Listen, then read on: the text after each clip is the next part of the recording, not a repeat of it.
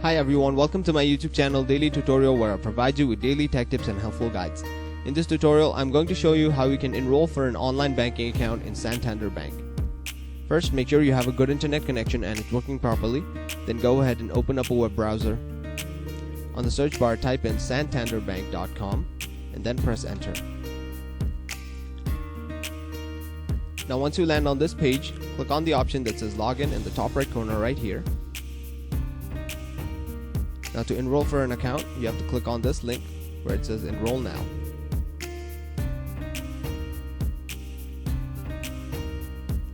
Now select your identification option. You can use your account number, or you can use your ATM/debit card or credit card number.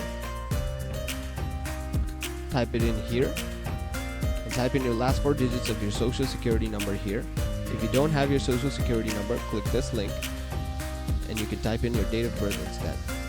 Once you typed in all this information, click on continue and you should be directed to another page where they'll further guide you on how you can enroll for an online banking account in Santander Bank. Make sure to follow all the steps carefully and you should be able to successfully enroll for an online banking account. And that is it.